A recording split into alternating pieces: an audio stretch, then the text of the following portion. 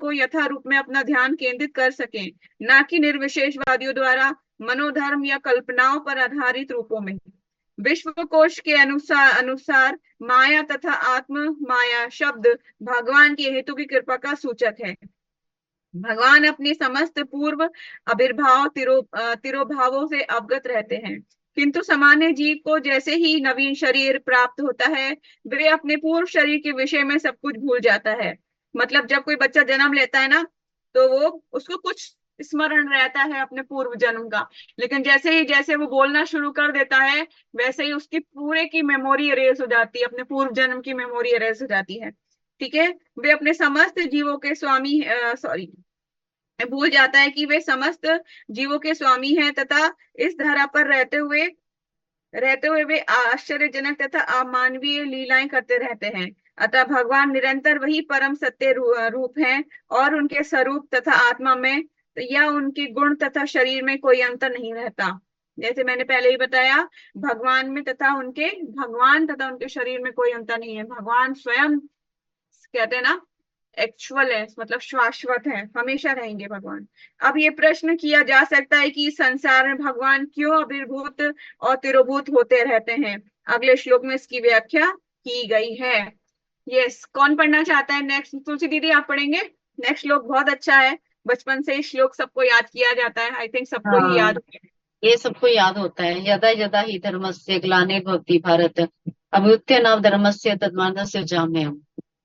यदा यदा, जब भी और यहाँ भी, ही निश्चय ही धर्मस्य, धर्म की, ग्लानि हानि पतन, भवती होती है, भारत हे भरतवंशी, अभ्युत्थानम प्रधानता अधर्मस्य, अधर्म की, तदा उस समय आत्मा नाम अपने को सृजामि प्रकट करता हूँ, अहम मैं। हे भरतवंशी, जब भी और जहां भी धर्म का पतन होता है और वह धर्म की प्रधानता होने लगती है, तब तब मैं अवतार लेता हूँ। यहाँ पर सृजामी शब्द महत्वपूर्ण है। सृजामी शब्द के अर्थ में नहीं प्रयुक्त हो सकता, क्योंकि पिछले श्लोक के अनुसार भगवान के स्वरूप या शरीर की सृष्टि नहीं होती, क्योंकि उनके सारे स्वरूप शाश्वत रूप में विद्यमान रहने वाले हैं। अतः सृजामी का अर्थ है भगवान स्वयं यथा रूप में प्रकट होते हैं। यद्यपि भगवान कार्यक्रम के अनुसार अर्थात ब्रह्मा के एक दिन के 7वें मनु के 28वें युग में द्वापर के अंत में प्रकट होते हैं, किंतु वे इस नियम का पालन करने के लिए बाध्य नहीं है, क्योंकि वे स्वेच्छा से कर्म करने के लिए स्वतंत्र हैं। अतः जब यह धर्म की प्रधानता तथा धर्म का लोप होने लगता है, तो वे स्वेच्छा से प्रकट होते हैं। धर्म के नियम वेदों में दिए हुए हैं, और यदि इन नियमों के पालन में कोई त्रुटि आती है, तो मनुष्य अधार्मिक हो जाता है। श्रीमद् भागवतम में बताया गया है कि ऐसे नियम भगवान के नियम हैं। केवल भगवान ही किसी धर्म की व्यवस्था कर सकते हैं। वेद भी मूलतः ब्रह्मा के हृदय में से भगवान द्वारा उच्चरित माने जाते हैं। अतः धर्म के नियम भगवान के प्रत्यक्ष आदेश हैं। भगवत गीता में अद्योपांत इन्हीं नियमों का संकेत है। वेदों का उद्देश्य परमेश्वर के आदेश अनुसार ऐसे नियमों की स्थापना करना है, और गीता के अंत में भगवान स्वयं आदेश देते हैं कि सर्वोच्च धर्म उनकी ही शरण ग्रहण करता है। वैदिक नियम जीव को पूर्ण शरणागति की ओर अग्रसर कराने वाले हैं, और जब भी असुरों द्वारा इन नियमों में व्यवधान आता है, तभी भगवान प्रकट होते हैं। श्रीमद् भागवतम पुराण से हम जानते हैं कि बुद्ध कृष्ण के अवतार हैं, जिनका प्रादुर्भाव उस समय हुआ जब भौतिकवाद का बोलबाला था, और भौतिकवादी लोग वेदों को प्रमाण बनाकर उनकी आड़ ले रहे थे। यद्यपि वेदों में विशिष्ट कार्यों के लिए पशु बलि के विषय में कुछ सीमित विधान थे, किंतु आसुरी वृत्ति वाले लोग वैदिक नियमों का संदर्भ दिए बिना पशु बलि को अपनाए हुए थे।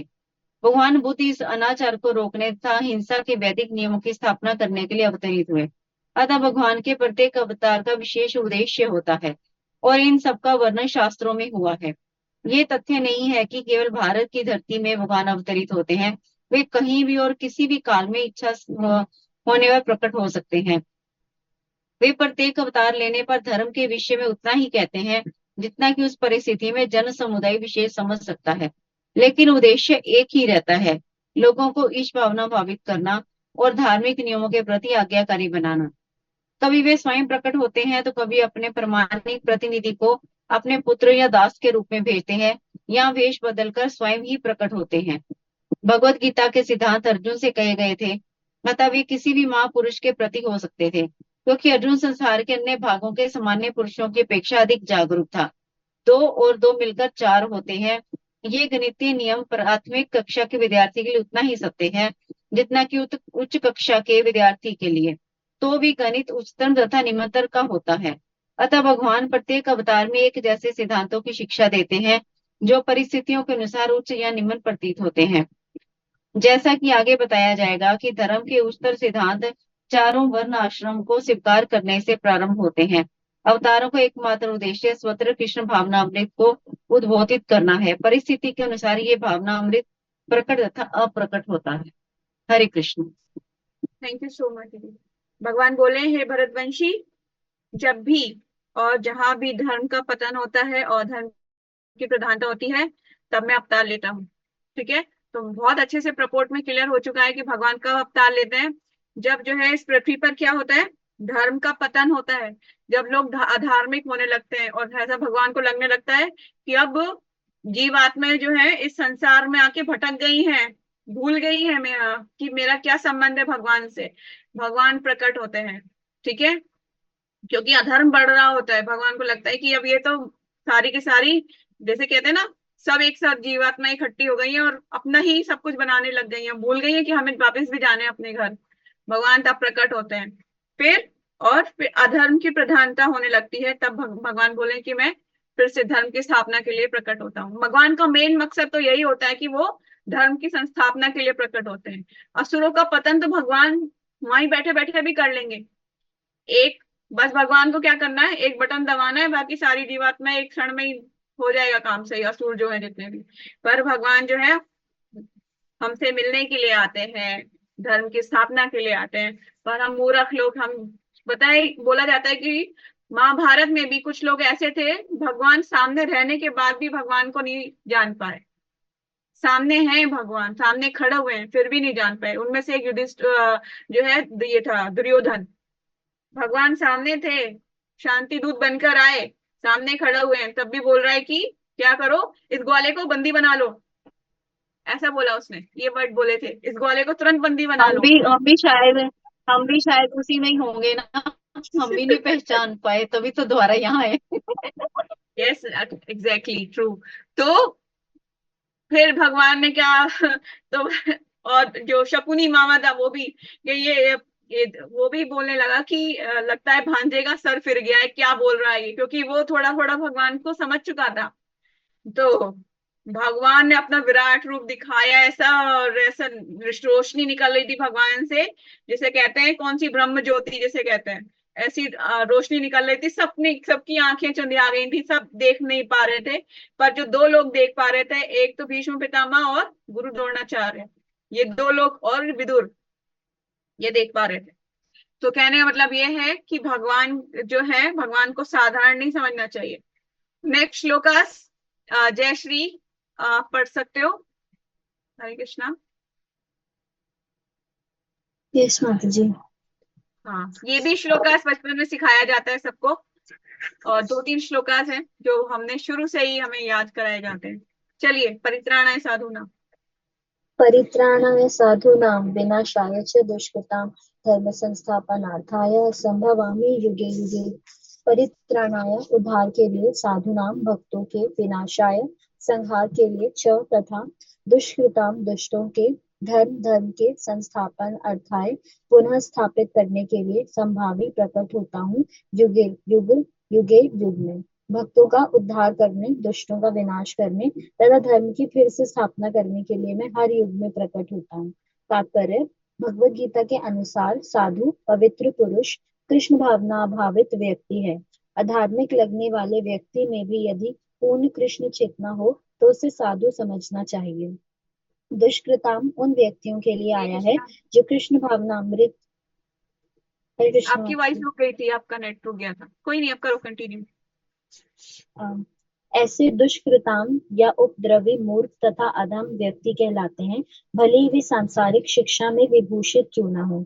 इसके विपरीत यदि कोई 100% कृष्णा भावनामृत में लगा रहता है तो वह विद्वान या सुसंस्कृत ना होकर हो फिर ना भी हो फिर भी वह साधु माना जाता है। जहाँ तक अनीश्वरवादियों का प्रश्न है, भगवान के लिए आवश्यक नहीं कि वे इनके विनाश के लिए उस रूप में अवतरित हों जिस रूप में वे रावण या कंस का वध करने के लिए हुए थे।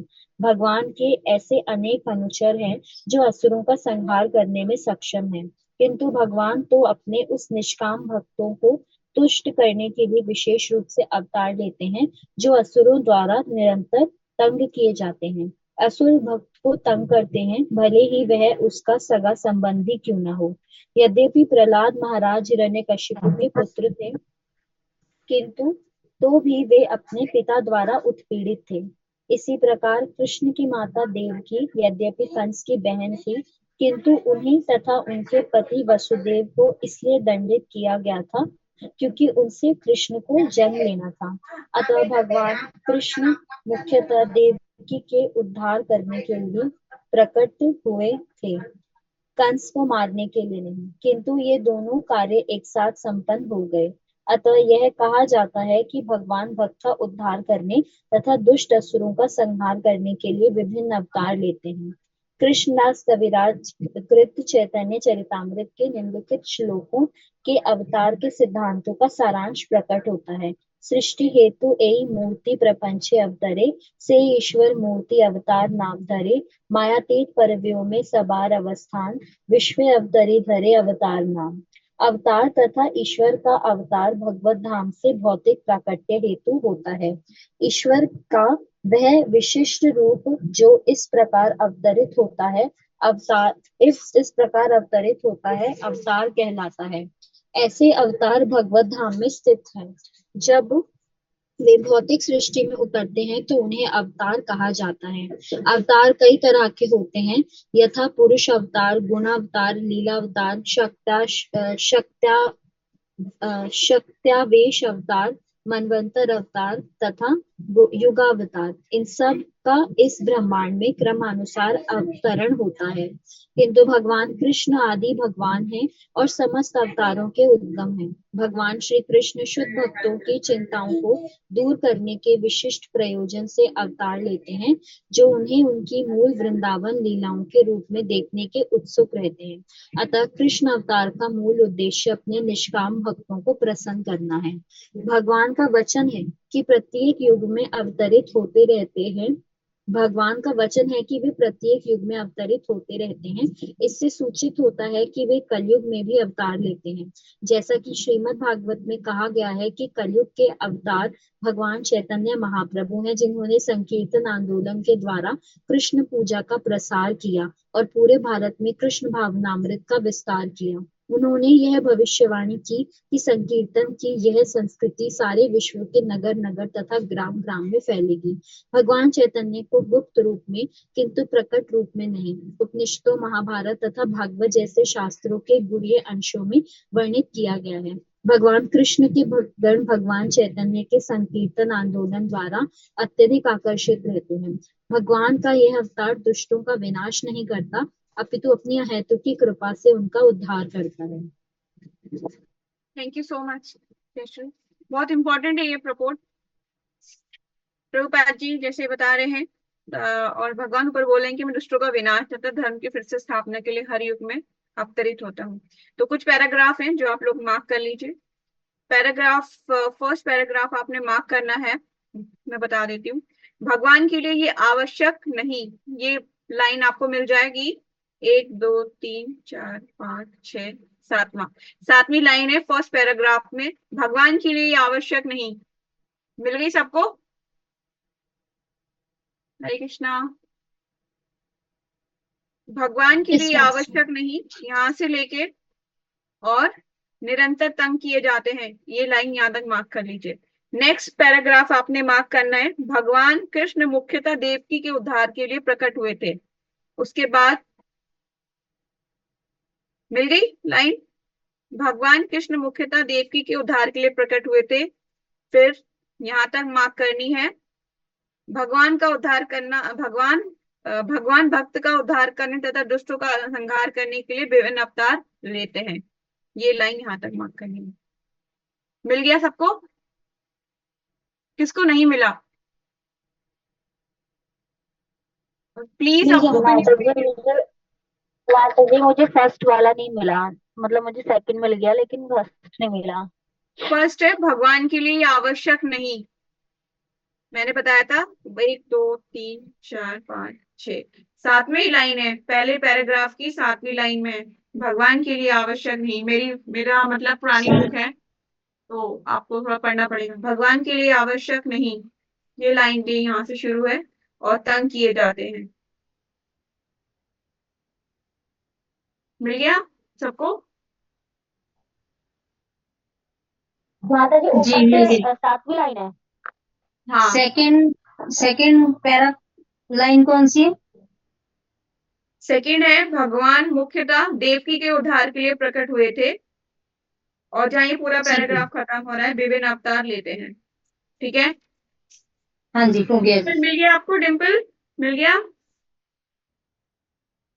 माता जी मुझे फर्स्ट वाला नहीं मिल रहा, बस वो मुझे दिख भी नहीं रहा। और मतलब देख, बिल्कुल शुरू से भगवत गीता के अनुसार साधु, वहां से 7वीं लाइन। हाँ वहां से 7वीं लाइन है मेरे बुक के अकॉर्डिंग, मेरी पुरानी बुक है। और जिनकी नहीं है वो टेक्स्ट में कर दीजिए, टेक्स्ट मैसेज, ताकि डिम्पल की माता जी हेल्प। 7th ही है जहां तक अनुष्का बात ठीक है, मिल गया। तो यस, नेक्स्ट में आ जाइए। नेक्स्ट में जो ये चैतन्य चरितमृत के 4 जो व्यार हैं, इन व्यारों के नीचे जो इसका मीनिंग है वो पूरा आप मार्क कर लीजिए। आपके पास हाइलाइटर हो तो हाइलाइटर से कर लीजिए, जिनके पास हाइलाइटर नहीं है तो पेंसिल यूज कीजिए, पर पेन यूज मत कीजिएगा। कोई भी अपनी भगवत गीता पर पेन यूज ना करे।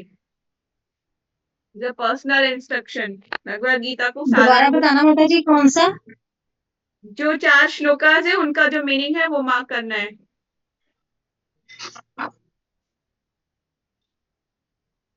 उनका अर्थ मार्क करना है नीचे का, हाइलाइटर। अपनी भगवत गीता पे पेन यूज नहीं कीजिएगा प्लीज। और अगर पेन नहीं है आपके पास तो वहां पर पेज मोड़ लीजिए कि ये आप पेंसिल ढूंढ के आप वहां पर वो मार्क कीजिएगा उससे, पर पेन यूज ना करें। नेक्स्ट, कई अवतार होते हैं। एक चार्ट बनाइए, अपने अपना पेज लीजिए, कॉपी और पेन, चार्ट बनाइए, उसमें लिखिए अवतार, ऊपर लिखिए अवतार, फिर बनाइए कॉलम। कितने कॉलम बनेंगे? 1 2 3 4 5 और 6, 6 कॉलम बनेंगे। एक अवतार लिखने के बाद 6 लाइनें ड्रॉ कीजिए, बनाइए 6 लाइनें, और उन लाइनों के ऊपर फर्स्ट लिखिए भगवान का कौन सा अवतार होता है, पुरुष अवतार। पहला भगवान का पुरुष अवतार है, दूसरा है भगवान का गुणा अवतार, तीसरा है लीला अवतार, चौथा है शक्तावेश अवतार। भगवत गीता के अनुसार जो भगवत गीता का नेक्स्ट पैराग्राफ है, अवतारों के बारे में जहां पर लिखा है, ये सारे अवतार लिख लीजिए। शक्तावेश अवतार, मनवंतर अवतार, गुणा अवतार। ठीक है, कोई लिख भी रहा है? हरे कृष्णा। यस माता जी। यस माता जी। माता जी मनवंतर अवतार के बाद yes, आपकी भगवत गीता में साफ साफ लिखा है वो अवतार। मनवंतर अवतार के बाद युग अवतार, ऐसे 6 अवतार हो गए हैं। अब इन 6 अवतारों में आपने सबने नोट कर लिए होंगे, भगवत गीता में लिखा हुआ है साफ साफ। अब पुरुष अवतार, भगवान के पुरुष अवतार कौन कौन से हैं? सबकी वीडियो ऑफ हो गई है, तो please kindly open your video again. मुझे बार बार क्यों कहना पड़ता है आपको? पुरुष अवतार, पुरुष अवतार मतलब महाविष्णु। उसके नीचे लिखिए कौन कौन से होते हैं भगवान के पुरुष अवतार। महाविष्णु, कारणोदक्षाई विष्णु, गर्भोदक्षाई विष्णु, और क्षीरोदक्षाई विष्णु। ये कहाँ पे है? मुझे तो मिल नहीं रहा। नहीं, ये मैं आपको बोल रही हूँ कि पुरुष अवतार कौन कौन से लिखना होते है। हैं। हाँ, ये आपको लिखना है, ताकि आप सोचोगे ना पुरुष अवतार का कौन मतलब सी क्या होता है, अवतार? तो पहले लिखना है महाविष्णु, पुरुष अवतार के नीचे लिखना है, पुरुष अवतार के नीचे लिखना है महाविष्णु, महाविष्णु के नीचे लिखना है कारणोदक्षाई विष्णु, कारणोदक्षाई विष्णु,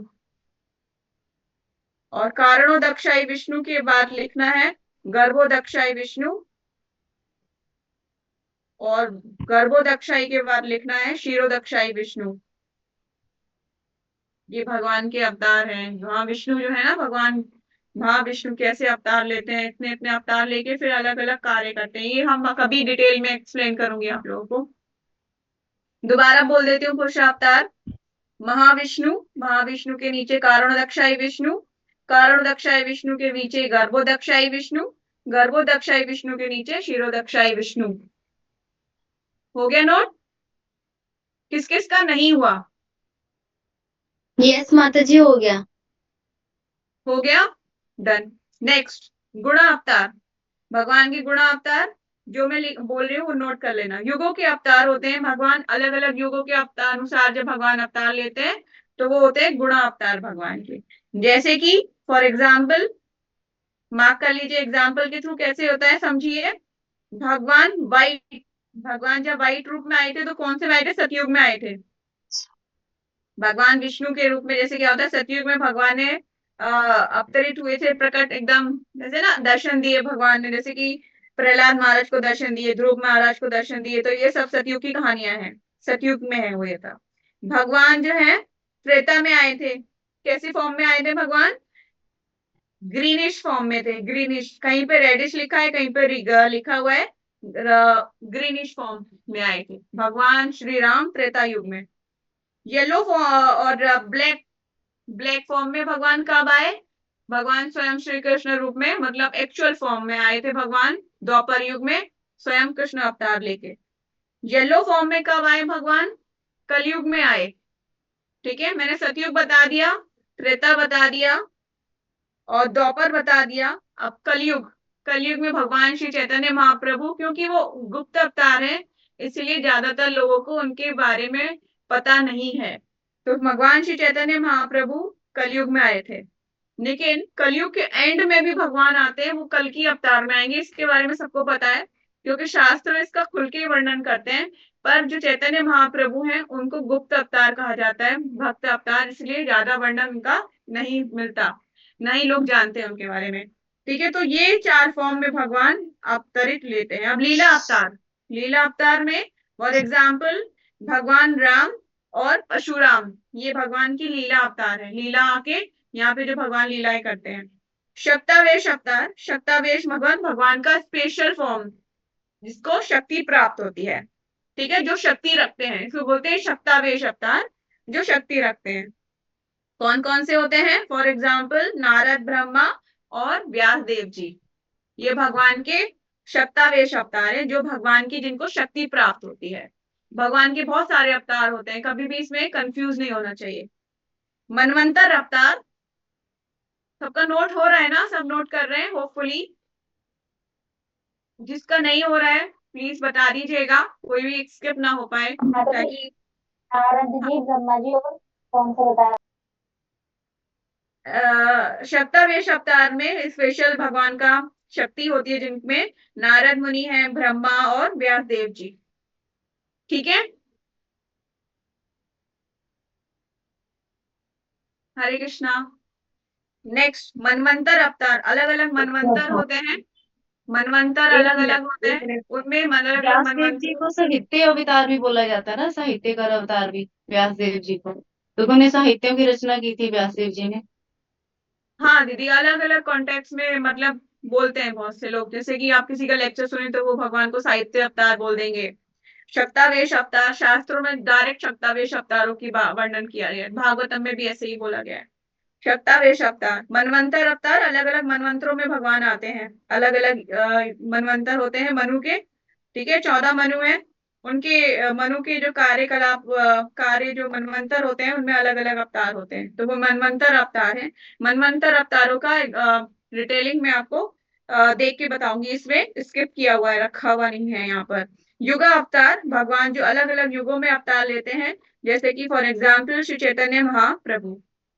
ठीक है, ऐसे हो गया ये पूरा आपका अवतारों की लिस्ट। तो कभी भी आप कंफ्यूज मत होना कि माता जी यहाँ पे शक्तावेश है, यहाँ पे गुणा है। अब ईशा जैसे पढ़ रही है श्रीमद् भागवतम, तो ये कहीं पे भगवान के पुरुष अवतार, कहीं पे शक्तावेश अवतार हैं, ऐसे वर्णन मिलेंगे। तो कंफ्यूज हो जाता माइंड। जब मैंने फर्स्ट टाइम फर्स्ट कैंडो पढ़ा था तो माइंड बहुत ज्यादा डिस्टर्ब हुआ था, तो मैंने बहुत लोगों से पूछा, गाइडेंस लिया, तो अलग अलग अवतारों के बारे में पता चला। तो जस्ट मेक अ नोट्स, मैंने नोट्स बनाने शुरू किए। तो चलिए अपना बैक पे आ जाते हैं। तो ये यहाँ पे चारों अवतारों की बात प्रभुपाद जी ने ये बताने की प्रयास किया है। श्रीमद् भागवतम के अनुसार भी यहाँ पे कुछ चीज कही गई है कि यस, भगवान की पूजा के बारे में बताया गया है और भगवान के कुछ गुह्य कारण होते हैं जिनके कारण भगवान अवतरित लेते हैं। तो ये लाइन मार्क कर लीजिए लास्ट पैराग्राफ की, भगवान चैतन्य को गुप्त रूप में किंतु प्रकट रूप में नहीं, उपनिषदों, श्रीमद् भागवतम, महाभारत, भागवतम जैसे शास्त्रों के गुह्य अंशों के रूप में वर्णित किया गया है।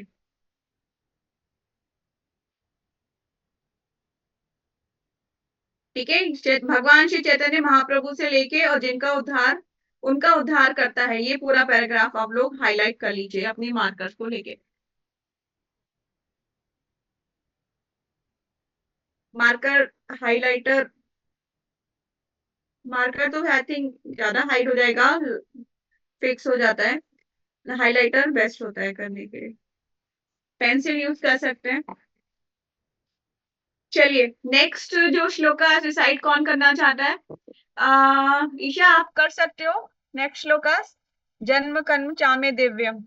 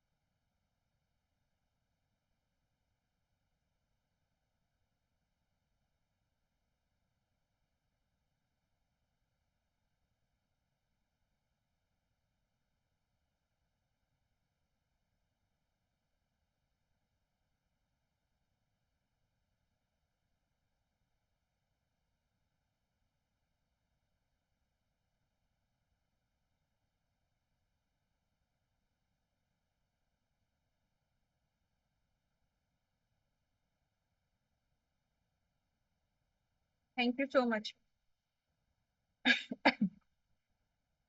ये लास्ट पैराग्राफ पूरा हाईलाइट कर लीजिए, लास्ट पैराग्राफ।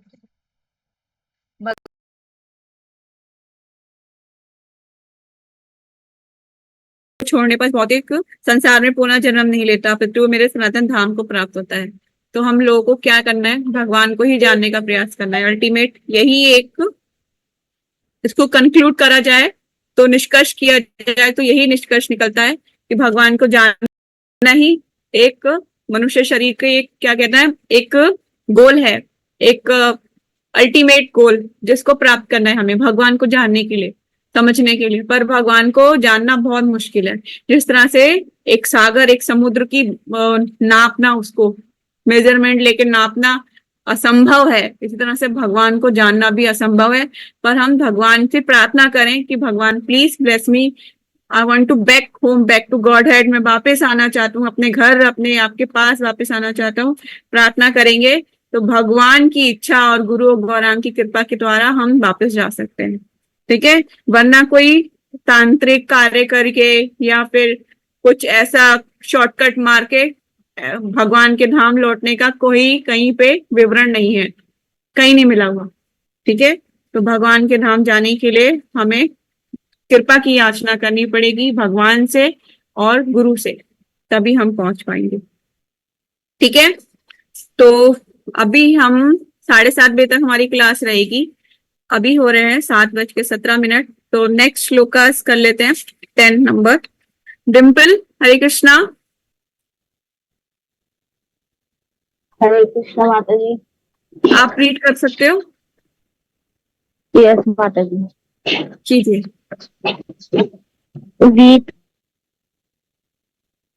वीत रंग राग भय क्रोधा मनमया मापु पाश्रितः बहावो ज्ञान तपसा पूता मद भाव मागतः।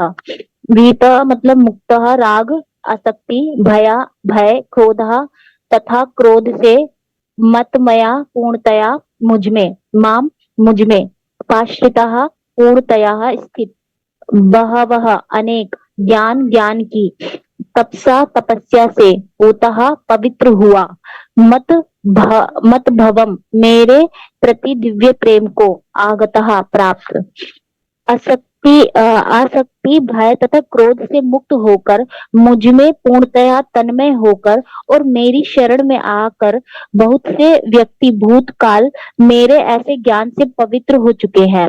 इस प्रकार से उन सबों ने मेरे प्रति दिव्य प्रेम को प्राप्त किया है। जैसा कि पहले कहा जा चुका है, विषयों में आसक्त व्यक्ति के लिए परम सत्य के स्वरूप को समझ पाना अत्यंत कठिन है। सामान्यतः जो लोग देहात्म बुद्धि में आसक्त होते हैं, वे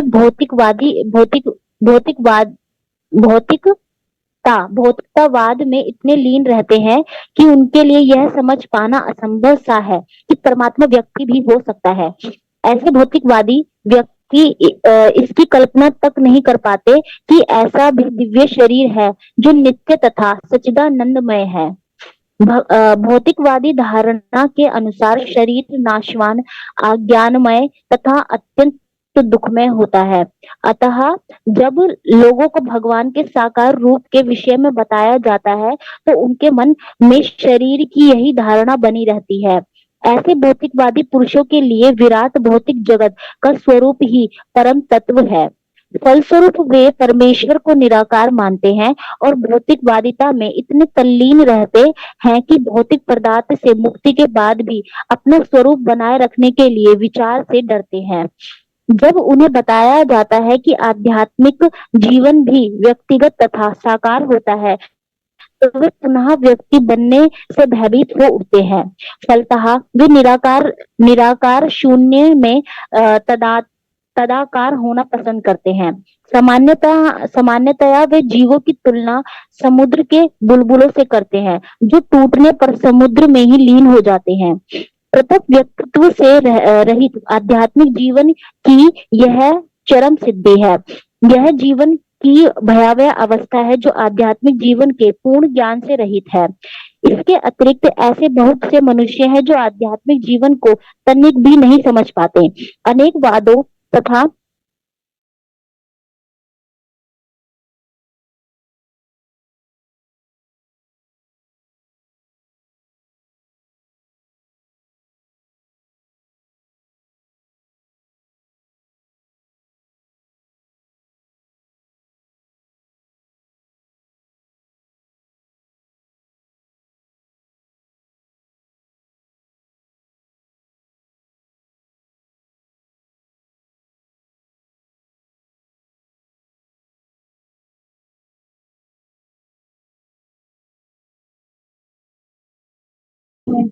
हरे कृष्णा।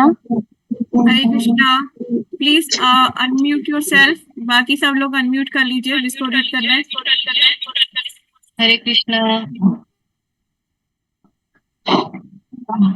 जिसको हरे रीड करना कृष्णा। है सिर्फ वही म्यूट समानता व जीवों की तुलना यस, पढ़ो डिम्पल। माता जी करूँ रीड? हाँ जी, हाँ जी, करिए। सामान्यतः वे जीवों की तुलना समुद्र के बुलबुलों से करते हैं जो टूटने पर समुद्र में लीन हो जाते हैं। पृथक व्यक्तित्व से रहित आध्यात्मिक जीवन की यह चरम सिद्धि है। यह जीवन की भयावह अवस्था है जो आध्यात्मिक जीवन के पूर्ण ज्ञान से रहित है। इसके अतिरिक्त ऐसे बहुत से मनुष्य हैं जो आध्यात्मिक जीवन को तनिक भी नहीं समझ पाते हैं। अनेक वादों तथा दार्शनिक चिंतन की विविध विसंगतियों से परेशान होकर वे ऊब उठते हैं या क्रुद्ध हो जाते हैं और मूर्खतावश यह निष्कर्ष निकालते हैं कि परम कारण जैसा कुछ नहीं है, अतः प्रत्येक वस्तु अंतोगत्वा शून्य है। ऐसे लोग जीवन की रुग्ण अवस्था में होते हैं। कुछ लोग भौतिकता में इतने आसक्त रहते हैं कि वे आध्यात्मिक जीवन की ओर कोई ध्यान नहीं देते और कुछ लोग तो निराशावश सभी प्रकार के आध्यात्मिक चिंतनों से क्रुद्ध होकर प्रत्येक वस्तु पर अविश्वास करने लगते हैं। इस अंतिम कोटि के लोग किसी न किसी मादक वस्तु का सहारा लेते हैं और उनके मति विभ्रम को कभी कभी आध्यात्मिक दृष्टि मान लिया जाता है। मनुष्य को भौतिक जगत के प्रति आसक्ति की 3 अवस्थाओं से छुटकारा पाना होता है। यह है आध्यात्मिक जीवन की उपेक्षा, आध्यात्मिक साकार रूप का भय तथा जीवन की हताशा से उत्पन्न शून्यवाद की कल्पना। जीवन की इन 3 अवस्थाओं से छुटकारा पाने के लिए प्रामाणिक गुरु के निर्देशन में भगवान की शरण ग्रहण करना और भक्ति में जीवन के नियम तथा विविध विधानों का पालन करना आवश्यक है। भक्ति में जीवन की अंतिम अवस्था भाव या दिव्य ईश्वरीय प्रेम कहलाती है। भक्ति रसामृत सिंधु के अनुसार भक्ति का विज्ञान इस प्रकार है। आदो श्रद्धा ततः साधु संगोस्थ भजन क्रिया ततो अनर्थ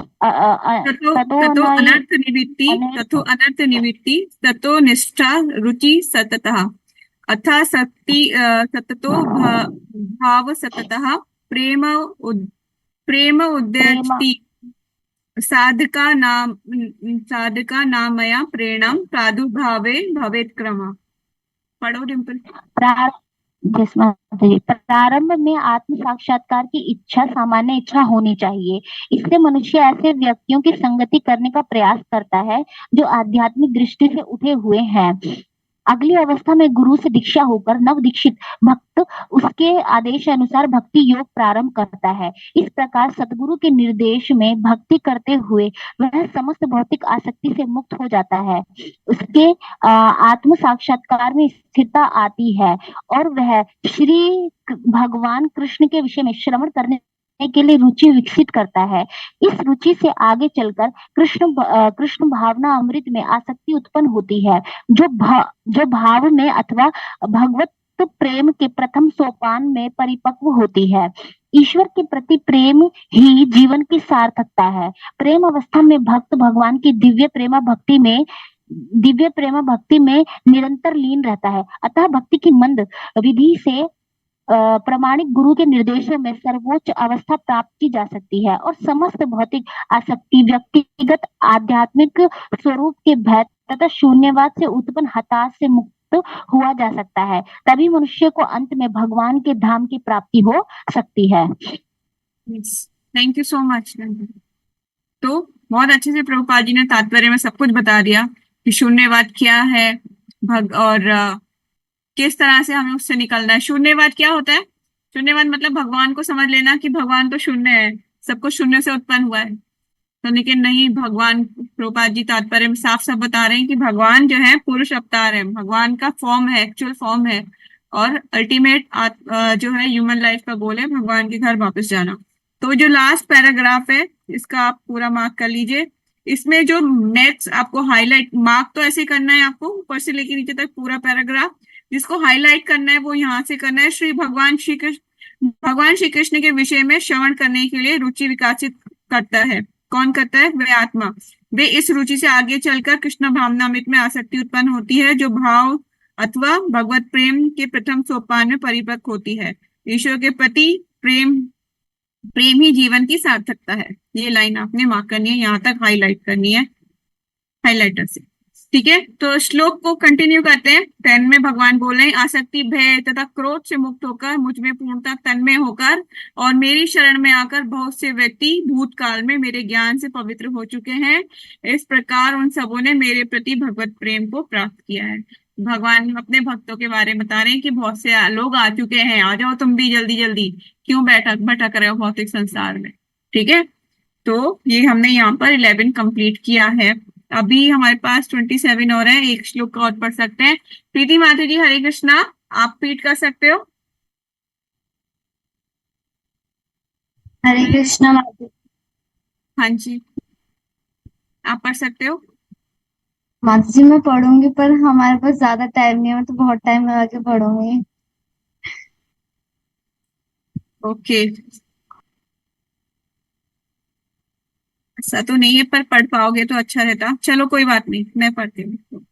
ये यथा माम प्रबंधते तथा मयम भजाम्यहम् अहम वर्त अहम अहम मम वर्तमा अनुवर्तते मनुष्य पार्थ सर्वशा। या जो यथा जिस तरह माम मेरी प्रपंचते शरण में जाते हैं, तान उसको तथा उसी तरह एव निश्चय ही भजामी फल देता हूँ अहम में मम मेरे वर्तम्य पथ का अनुवर्तते अनुगमन करते हैं मनुष्य सारे मनुष्य पार्थ है प्रथा पुत्र सर्वेशा सभी प्रकार से। जिस भाव से सारे लोग मेरी शरण ग्रहण करते हैं उसी के अनुरूप मैं उन्हें फल देता हूँ। हे पार्थ, प्रत्येक व्यक्ति सभी प्रकार से मेरे पथ का अनुगमन करते हैं। भगवान बोले जिसका जैसा भाव होगा उसके भाव के अकॉर्डिंग मैं क्या करता हूँ, उसको अपनी शरण में लेता हूँ। तात्पर्य पढ़ते हैं। जगत गुरु शीला प्रभुपाद की जय। प्रत्येक व्यक्ति कृष्ण को उनके विभिन्न स्वरूपों में खोज रहा है। भगवान श्री कृष्ण को अंशतः उनके निर्विशेष ब्रह्म ज्योति तेज में तथा प्रत्येक वस्तु के कण कण में रहने वाले सर्वव्यापी परमात्मा के रूप में अनुभव किया जाता है। लेकिन कृष्ण का पूर्ण साक्षात्कार तो उनके शुद्ध भक्त ही कर पाते हैं। जो भक्त होते हैं वो ही समझ सकते हैं कि भगवान कैसे दिखते हैं, क्या पसंद है उन्हें। ठीक है, फलतः कृष्ण प्रत्येक व्यक्ति की अनुभूति के विषय में है। फलतः कृष्ण प्रत्येक व्यक्ति की अनुभूति के विषय है और इस तरह कोई भी और सभी अपनी अपनी इच्छा के अनुसार तुष्ट होते हैं। दिव्य जगत में भी कृष्ण अपने शुद्ध भक्तों के साथ दिव्य भाव से विनिमय करते हैं। जिस तरह की भक्त उन्हें चाहता है भगवान वैसा ही विनिमय करते हैं। कोई अब भगवान को अपने बच्चे के रूप में चाहता है तो भगवान उसके बच्चे के रूप में आदान प्रदान करते हैं। कोई किसी और रूप में चाहता है, फ्रेंड के रूप में, तो भगवान वैसे ही आदान प्रदान करते हैं। ठीक है, ऐसा आपको जब भक्ति में आप आगे बढ़ते रहेंगे वैसा फॉर्म आपको फील होता रहेगा।